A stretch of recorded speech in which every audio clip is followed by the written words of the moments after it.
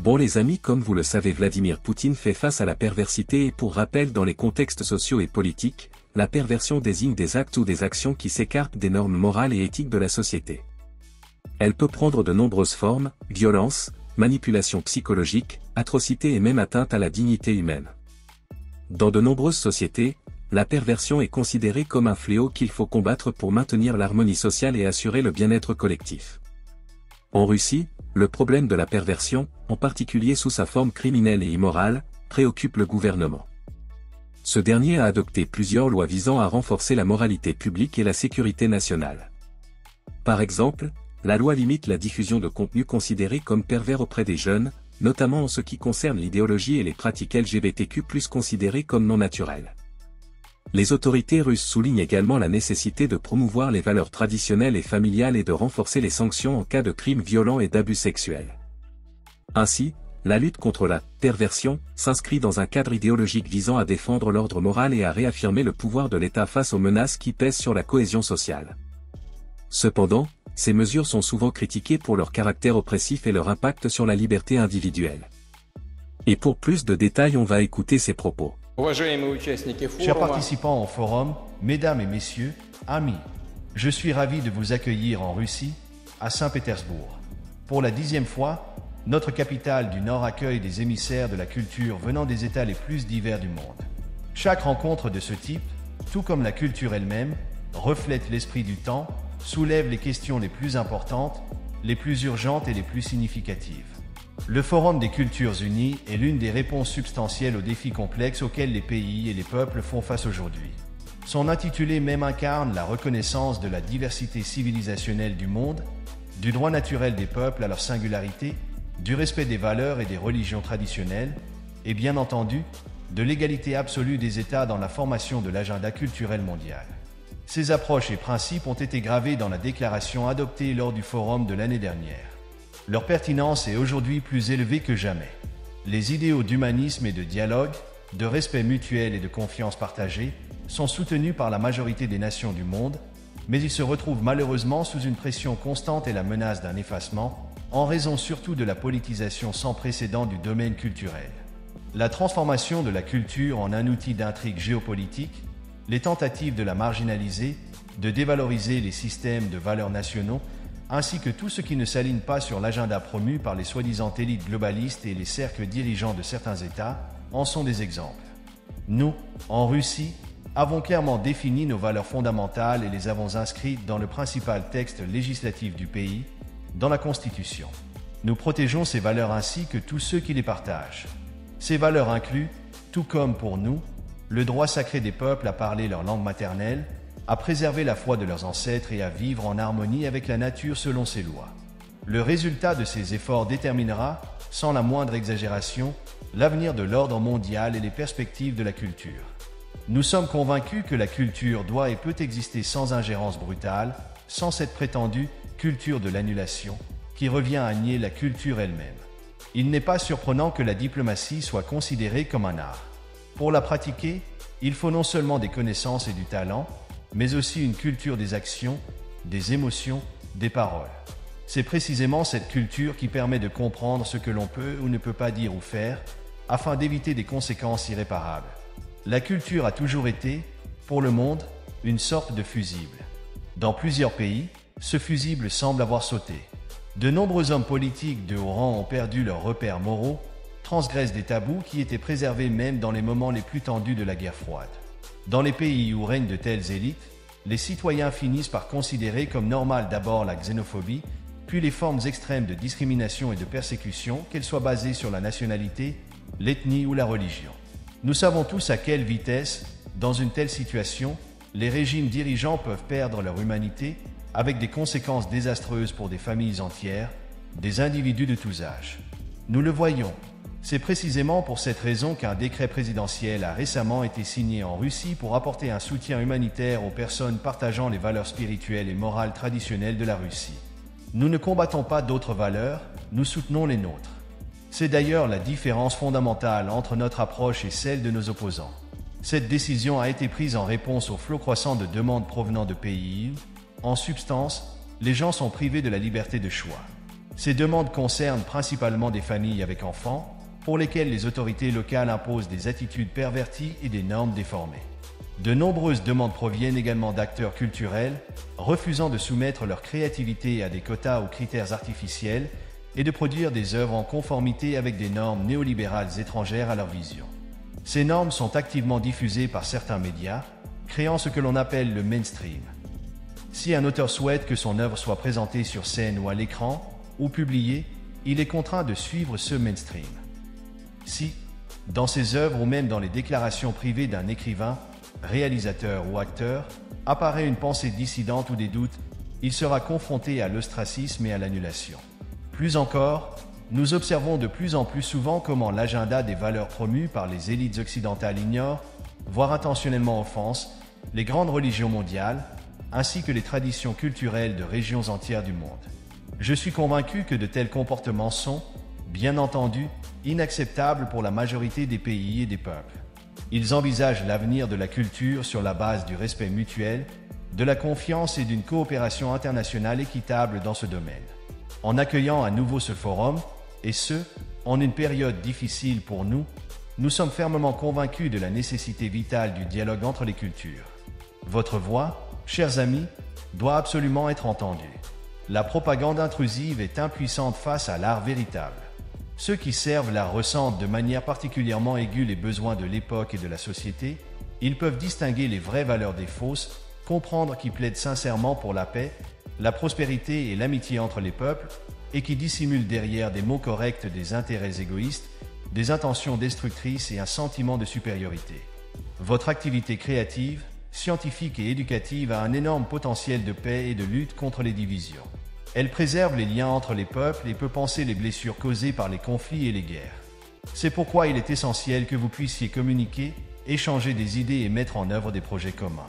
La Russie, l'un des pays les plus multiculturels au monde, est sincèrement heureuse de vous offrir une telle plateforme, notamment dans le cadre de ce forum. Nous savons que le dialogue entre les cultures repose sur l'interaction et l'enrichissement mutuel. Nous comprenons la formidable force créatrice qui réside dans l'unité des différentes cultures et traditions.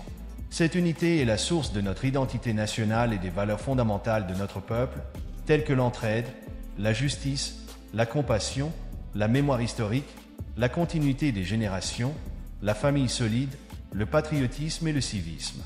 Je m'adresse maintenant à un public étranger, mais la Russie a été dès ses débuts un État multinational. Cela s'est bien sûr reflété dans nos traditions. C'est là que résident les fondements de notre identité commune et de notre force spirituelle. Nous accordons une grande importance au développement de la culture.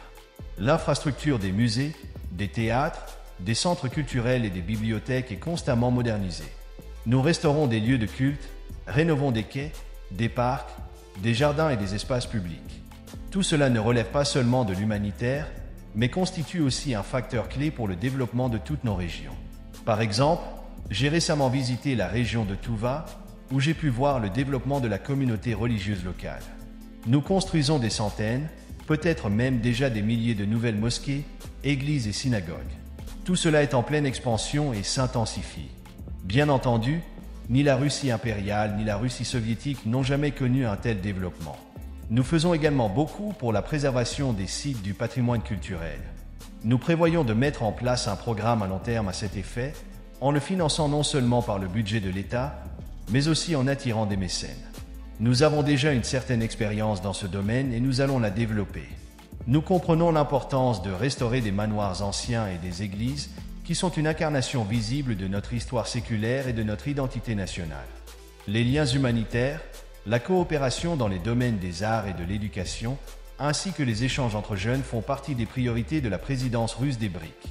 Cette organisation représente un prototype d'un monde multipolaire où règnent les principes de respect mutuel, de choix souverain des voies de développement et d'application pratique du principe fondamental de la Charte des Nations Unies, l'égalité souveraine de tous les États.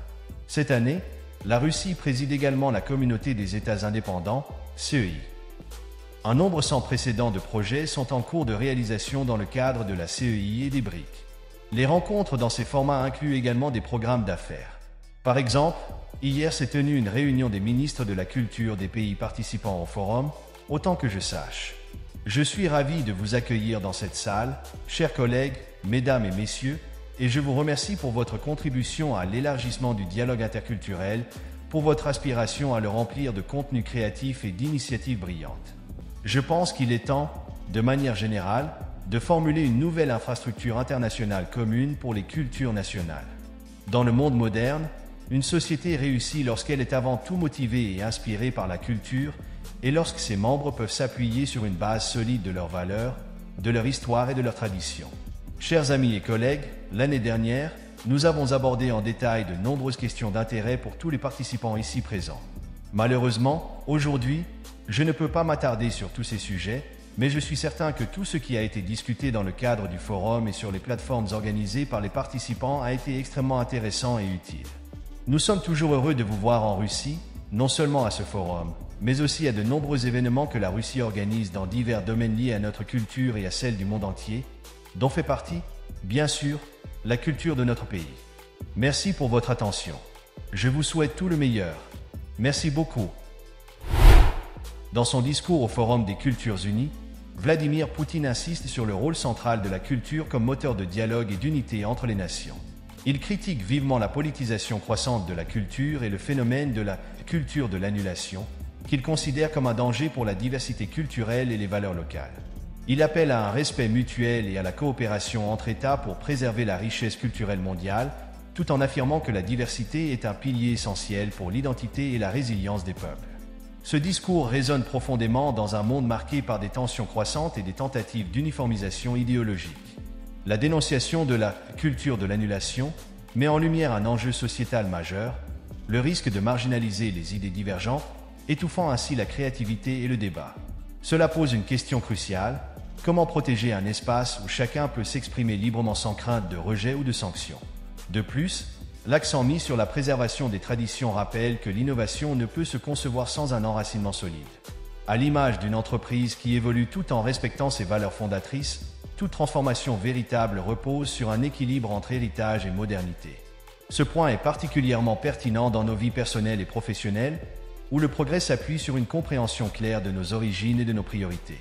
L'appel de Poutine au dialogue interculturel souligne également l'importance du pluralisme, non seulement comme un outil diplomatique, mais aussi comme un levier d'innovation et de compréhension dans un monde interconnecté.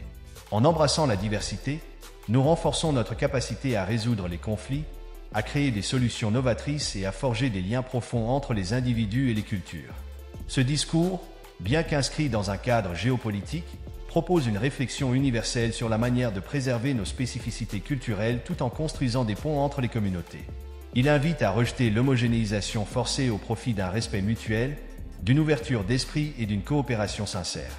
Une question demeure: dans un monde de plus en plus uniforme, comment pouvons-nous préserver nos singularités sans tomber dans l'isolationnisme? Partagez vos réflexions en commentaire. Votre point de vue compte, et nous avons hâte de lire vos idées.